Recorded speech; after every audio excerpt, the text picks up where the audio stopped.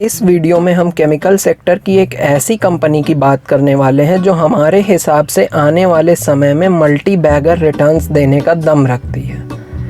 इस कंपनी का नाम है एल्किल एमीन। अगर आप देखें तो ये कंपनी एमीन्स और एमीन बेस्ड केमिकल्स बनाती है और उसकी ग्लोबल सप्लायर है। ये एग्रीकल्चरल, फार्मास्यूटिकल, रबर केमिकल और वाटर ट्रीटमेंट इंडस्ट्रीज़ के लिए केमिकल बनाने का काम करती है। अगर आप इंडिया में देखें तो कंपनी एकलौती मैन्युफैक्चरर है एथिलीन एमीन नाम के केमिकल की। कंपनी का एक दूसरी company diamines and chemicals limited में भी अच्छा खासा स्टेक है। अगर आप देखें तो कंपनी मेनली फार्मा और एग्रो केमिकल सेक्टर को केटर करती है।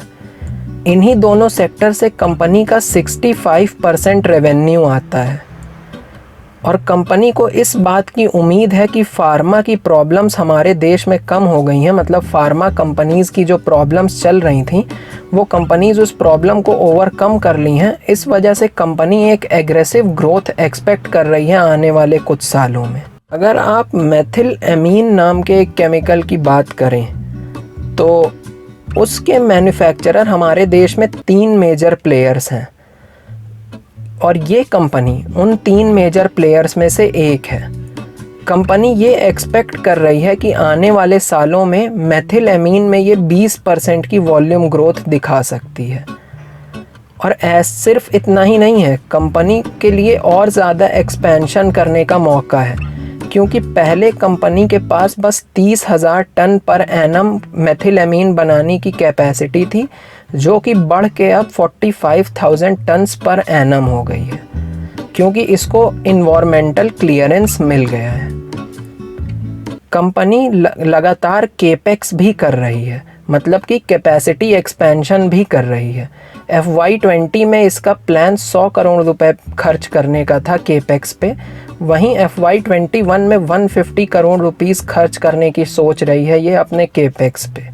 1-2 डेरिवेटिव प्रोडक्ट्स जो कि कंपनी दूसरी कंपनीज से खरीदती थी उसका भी इन हाउस मैन्युफैक्चरिंग या इन हाउस प्रोडक्शन ये लोग शुरू कर चुके हैं। अगर आप पिछले 9 सालों से देखें तो कंपनी के रेवेन्यूज़ 18% CAGR से ग्रो हुए हैं डोमेस्टिकली और इंटरनेशनली 17% CAGR से इसके रेवेन्यूज़ ग्रो हो रहे हैं। कंपनी का ROCE ROE बहुत अच्छा है।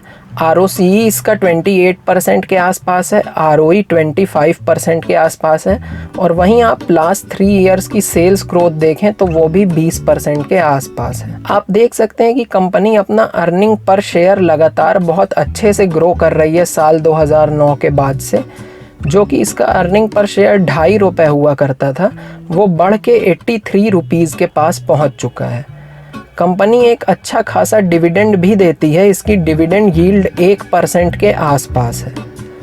अगर आप पिछले 2 सालों का रिटर्न देखें तो कंपनी 183% का रिटर्न दी है, वहीं निफ्टी 14% का नेगेटिव रिटर्न दिया है।